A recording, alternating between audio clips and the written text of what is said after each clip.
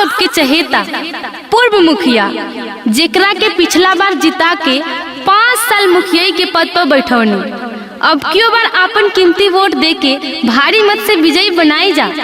पिछला बार से ज्यादा काम अब की जितला के बाद हुई। ए भाई, हाँ भैया, ये मुखिया जी होंगे जवन जितना के बाद 5 साल में क्षेत्र में एक बार दर्शन ना दिहले, खड़ंजा के नाम पर एक कोई ईंटो नहीं खे बिछल। इनका के 5 साल वाला पहले ही नमवा दो जा। हाँ हाँ, मारा मारा मारा मारा। अरे अरे अरे अरे, हमरा का मारत का है बड़ा जा, हमार गलती का बा। तो सुना, 5 साल पहला ये को कमाना जीत के, 5 साल पहला ये को कमाना तयाई गइला पहिरी कुर्ता पाए जमाना।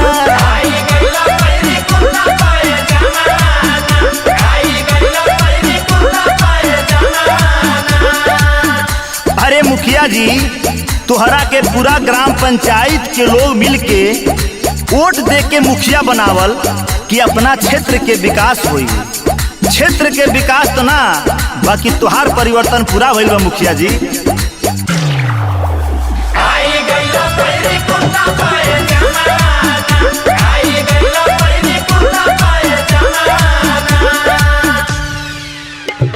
मनरेगा के पैसा खाई गइला पाए खानामा,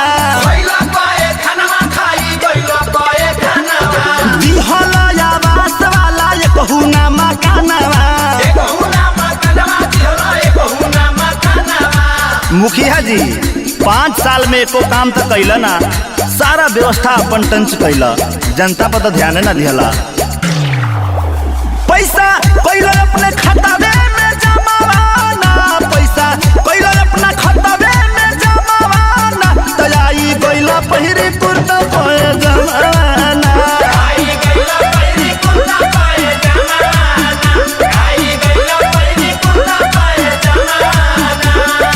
मुखिया जी पहला बार जब खड़ा भइला तो सबका गोड़े पर गिर गिर के कहला कि हमरा के जितावा जा, हम गांव में हई करब हऊ करब।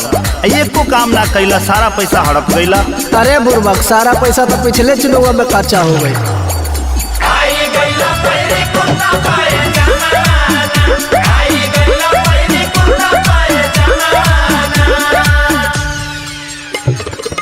पहले रहे साइकिल, अब चलेला 4 पहिया से।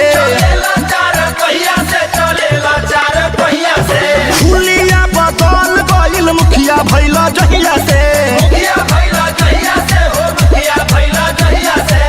अरे मुखिया जी, पहले तो चटनी रोटी चलत रहे, बाकी अब तो रेस्टोरेंट में पिज्जा बर्गर चलता। किसमें छोहारा बदमाना, रोज किसमें छोहारा बदमाना तयाई गइला पहिरी कुर्ता पाए जमाना।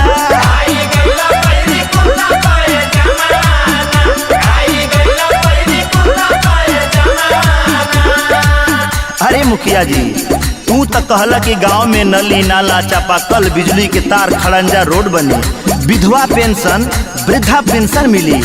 बतावा मुखिया जी, जनता सवाल करता।